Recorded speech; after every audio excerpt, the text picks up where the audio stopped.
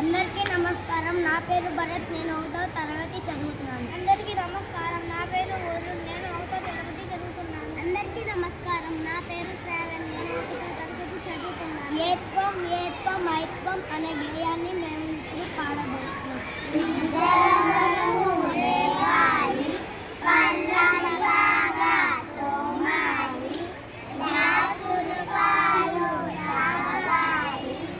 మంచిగా